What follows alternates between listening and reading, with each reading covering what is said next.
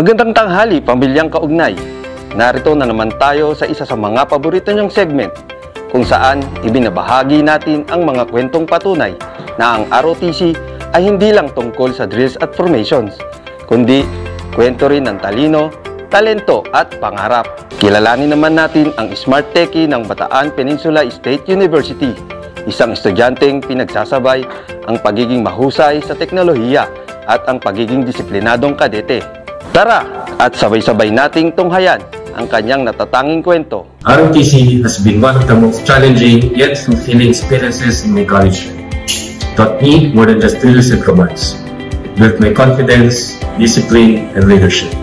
I learned how to make quick decisions under pressure, how to work as a part of the team, and most importantly, how to lead by example. Currently, I'm studying at Bataan Peninsula State University, taking up Bachelor of Science in Computer Science. I'm in my third year, and so far, nakakaya ko naman. I've been part of some school organizations when I can, especially those that help me grow both as a student and a future professional. Kahit busy, I try to stay up on my academics because I really value my education. Time management and mindset talaga ang key.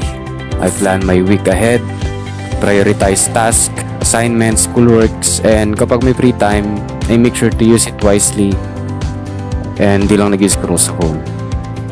ROTC taught me a lot about discipline and leadership, and I applied that mindset din sa schoolwork. Kapag may training sa weekend, I study ahead during weekdays. And if ever sobrang sabay-sabay na talaga lahat, I just take a breather, a refocus, then go back stronger.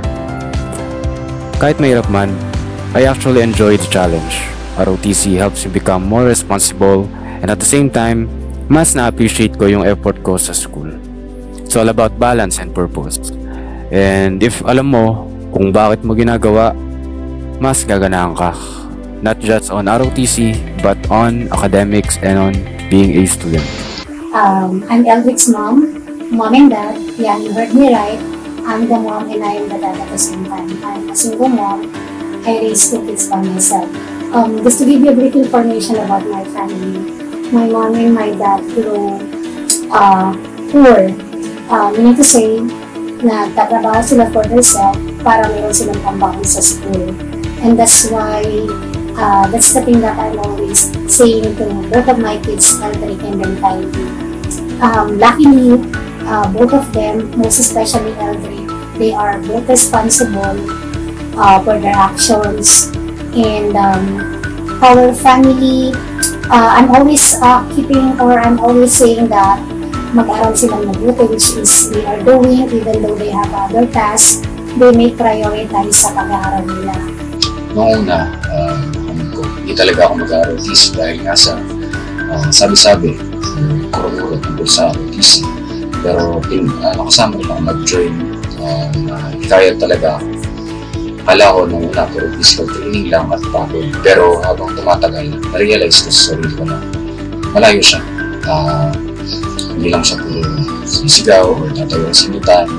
Hindi lang siya basta drills kung hindi tungkol ito sa discipline, leadership at pagiging part ng isang team na mag-isang layo.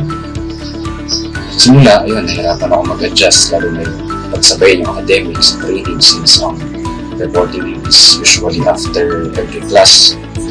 Pero sa tulong ng tactical officers, fellow cadets, trained staff, GMA, instructors, natuto akong tumayo sa sarili ng baha at naging mas tarantang.